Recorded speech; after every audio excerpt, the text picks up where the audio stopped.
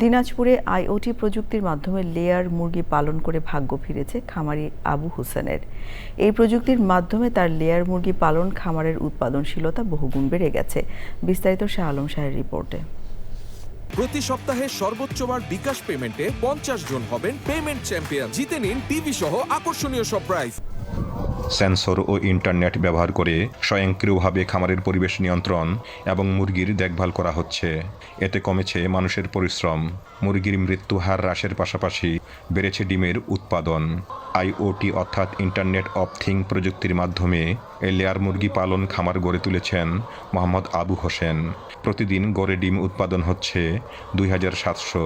এখান থেকে আমাদের লাইট অটোমেটিক অফ অন করা যায়, ফ্যান অফ অন করা যায় এবং আমরা সারা পৃথিবীর যে কোনো প্রান্ত থেকে ফার্মের আর্দ্রতা, অ্যামোনিয়া গ্যাস এই ধরনের জিনিসটা দেখতে পারি। যেমন আমার ফার্মে এমন কেমন অ্যামোনিয়া গ্যাস আছে, আমার তাপমাত্রা কেমন আছে, মুরগির সমস্যা হচ্ছে কিনা, ফ্যান লাগবে কিনা বা লাইট কতটুকু লাগবে, এই জিনিসগুলো আমরা সারা পৃথিবীর যে কোনো প্রান্ত থেকে মোবাইলের অ্যাপসের মাধ্যমে দেখতে পাই। এই লেয়ার মুরগি খামারের সাফল্য দেখে অনেকেই খামার করতে উদ্বুদ্ধ হচ্ছেন।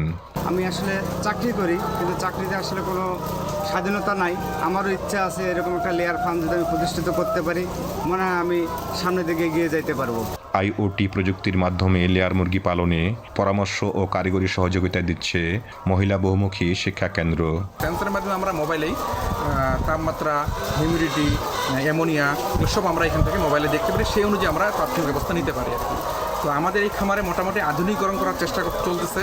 ও আইটি প্রযুক্তি ব্যবহারের ফলে খামারে না থাকলেও স্মার্টফোনের অ্যাপ বা কম্পিউটারের মাধ্যমে খামারের ভেতরের সার্বিক পরিস্থিতি সরাসরি দেখভালের পাশাপাশি নিয়ন্ত্রণ করা যাচ্ছে। চাকরির পেছনে না ছুটে আইওটি পদ্ধতিতে এই লেয়ার মুরগির খামার দিয়ে ব্যাপক সাফল্য পেয়েছেন আবু হোসেন।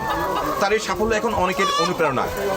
সংশ্লিষ্ট বিভাগের সহযোগিতা অব্যাহত থাকলে আগামীতে এই অঞ্চলে এই পদ্ধতিতে মুরগির খামার আরও বেড়ে যাবে, এমনটাই মনে করছেন অনেকেই। দিনাজপুর থেকে শাহ আলম শাহী, চ্যানেল আই।